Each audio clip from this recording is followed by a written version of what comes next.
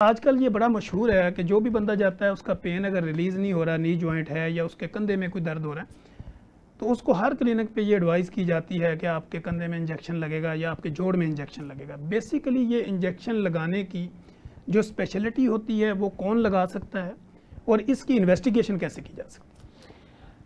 जहाँ तक बात है इंजेक्शन लगाने की, तो आई वुड प्रेफर कि क्वालिफाइड ऑर्थोपेडिक सर्जन्स ही लगाया करें सिर्फ। उसकी रीज़न ये है कि एक तो इंजेक्शन लगाना है या नहीं लगाना है, ये डिसीजन करना बड़ा इंपॉर्टेंट है, जो कि ऑर्थोपेडिक सर्जन के अलावा कोई शायद ना कर सके।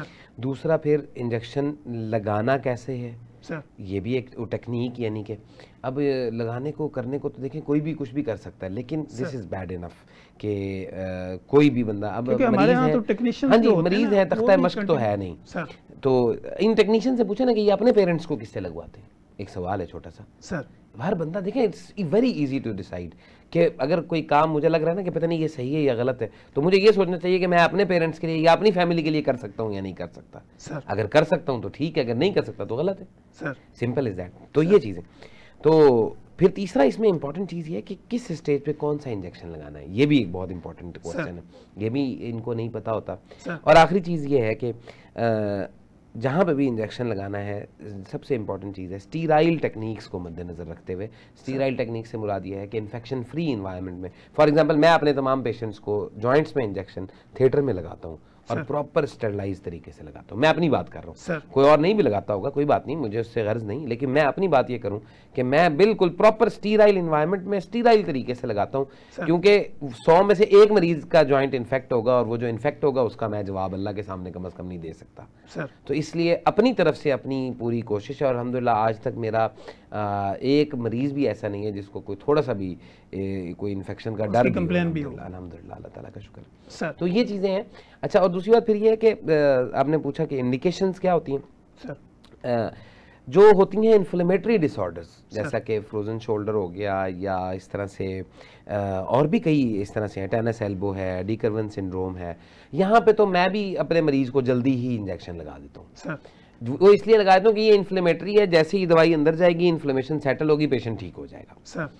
तो इसमें इतना ज़्यादा मैं भी कोई डिले नहीं करता। जब पेशेंट मेरे पास आता है, मैं एक आधी अटैम्प्ट देता हूँ मेडिसिन की, एक्सरसाइज, फिजियो की, अगर तो आराम आ जाए तो ठीक है, वरना इंजेक्शन लगा के फिर उसके बाद हम बाकी ये सारा कुछ करते हैं, एक्सरसाइजेज भी, फिजियो भी, मेडिसिन भी और एहतियात भी, तो उससे पेशेंट जल्दी ठीक हो जाता है। उसका फ़ायदा ये होता है कि पेशेंट का वो जो एक डिसेबिलिटी या एक वो जो डिफ़िकल्ट टाइम पीरियड है वो कम हो जाता है सर, क्योंकि ये परमानेंट प्रॉब्लम्स नहीं है, ये ऐसा नहीं है कि इस प्रॉब्लम ने हमेशा चलना है सर। लेकिन जहाँ तक बात आती है ऑस्टियोआर्थराइटिस की या ऐसे प्रॉब्लम्स की जिनमें लॉन्ग टर्म हमने ट्रीटमेंट प्लान्स करने होते हैं, उसमें फिर हम इतनी जल्दी इंजेक्शन नहीं लगाते। अब जैसे फॉर एग्जांपल मेरे पास अर्लीस्ट स्टेज पे अगर कोई ऑस्टियोआर्थराइटिस का, बिलफर्ज नी का, क्योंकि हमारे माशरे में सबसे ज़्यादा कॉमन नी है, तो नी का ऑस्टियोआर्थराइटिस का कोई पेशेंट आता है, तो सबसे पहले तो मैं उसको लाइफस्टाइल चेंजेस, लाइफस्टाइल मॉडिफिकेशंस यानी कि, और फिर उसके बाद वो तो जैसे आपने कहा कि हम जितना भी बोलते रहे लेकिन लोग अपना स्टाइल चेंज करना ही नहीं चाहते, वो सबसे पहले इसी पे गाइड करता हूँ। अपनी तरफ से कोशिश यही होती है कि ये भी हो जाए साथ।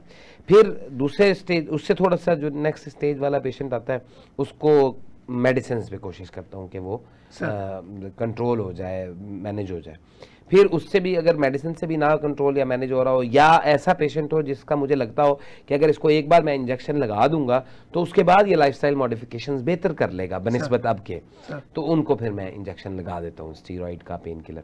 फिर जो अर्ली आर्थराइटिस होता है उसमें हम फिर रीजनरेटिव एजेंट्स भी लगाते हैं, सिर्फ स्टीरॉइड्स नहीं लगाते हैं। स्टीरॉइड्स तो बल्कि एक आखिरी ऑप्शन है, मतलब स्टीरॉइड दवाई नहीं है, स्टीरॉइड ने बीमारी को कुछ भी नहीं कहना, स्टीरॉइड ने सिर्फ आपका पेन कंट्रोल करना है, या जो सोजिश है, जो बहुत ज़्यादा सिम्टम्स हैं वो ज़रा बेहतर हो जाएंगी। लेकिन अगर कोई मरीज़ ये समझता है कि स्टीरॉइड लगाने से गोडा बिल्कुल 22 साल का हो जाएगा, तो ये मुमकिन नहीं है। ठीक, अलबत्ता वो जो हम जिन इंजेक्शंस की बात कर रहे हैं, रीजनरेटिव एजेंट्स हैं, जिनमें सबसे सर फहरिस्त हाइलोनिक एसिड है, वो लगाते हैं, या फिर PRPs करते हैं हम लोग, उससे रीजनरेशन की जो एबिलिटी है नी की वो बेहतर हो जाती है।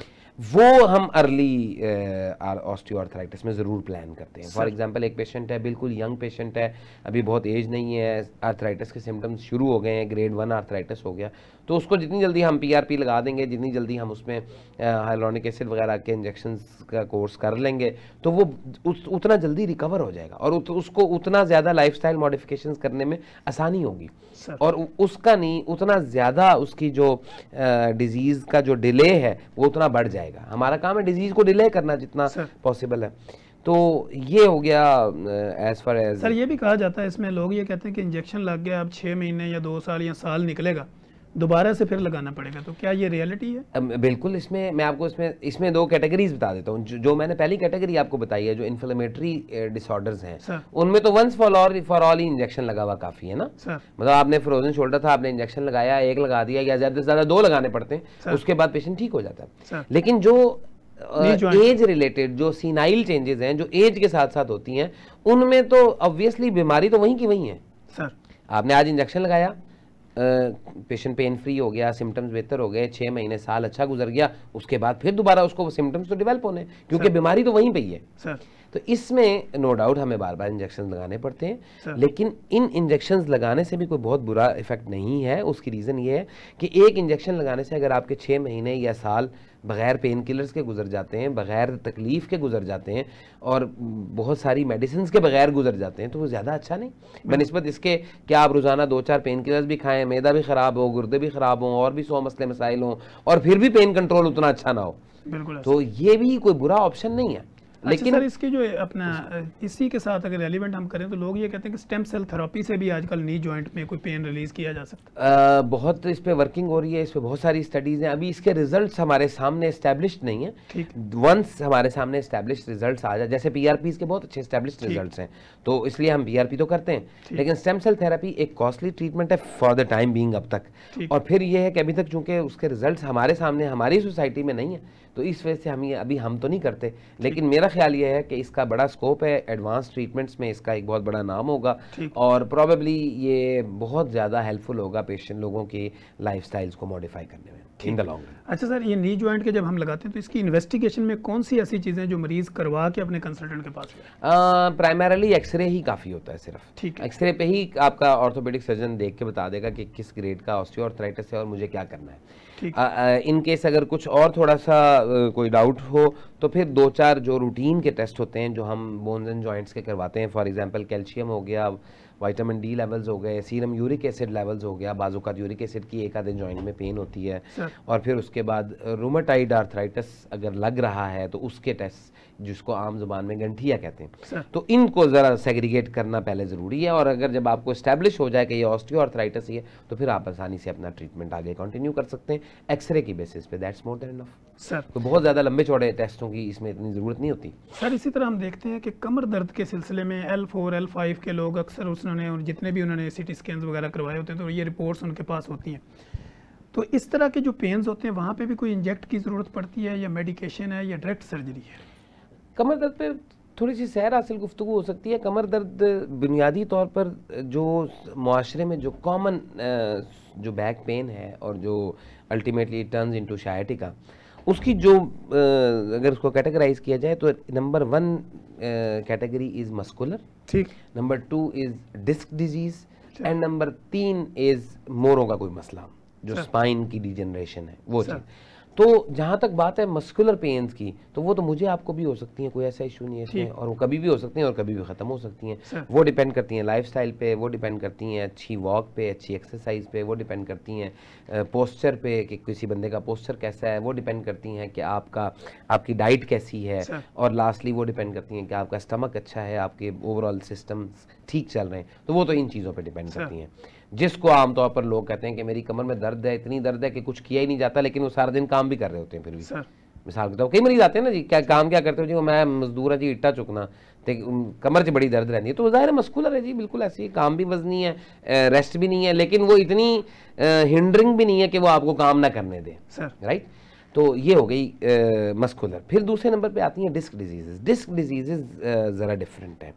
मस्कुलर पेन्स मैनेज करना आसान है, वो तो इतना इशू नहीं है। डिस्क डिजीजेज में फिर आगे हम एमआरआई करवाते हैं, उसमें पता लगता है कि डिस्क स्लिप है नहीं है, कितनी स्लिप है, फिर सिर्फ स्लिप है या डिस्क साथ में उसमें उसका मटेरियल भी सारा लीक आउट हो गया, वो स्पाइनल कॉर्ड के लिए बड़ा इरिटेंट होता है, तो वो हो गया। उसमें फिर हम प्लान करते हैं सबसे पहले नंबर 1 पे कंजर्वेटिव नहीं है तो फिर इंजेक्शन का भी प्लान हो सकते हैं। अगर इंजेक्शन से भी आराम नहीं आता फिर अल्टीमेटली सर्जरीज भी इसकी बहुत सारी हैं, उतने पार्ट ऑफ द डिस्क निकाल देते हैं। आजकल एंडोस्कोपिक सर्जरी का बड़ा अच्छा इसमें ट्रेंड है कि जस्ट एंडोस्कोपिक सर्जरी, यानी कि वो कैमरे वाली जिसको आम जुबान में कहते हैं, कैमरा डाला, जो डिस्क का अफेक्टेड पार्ट है उसको निकाल दिया और वॉश आउट करके वहाँ से, और पेशेंट बिल्कुल फाइन नेक्स्ट डे। तो ये डिस्क डिजीज़ की ये बात है।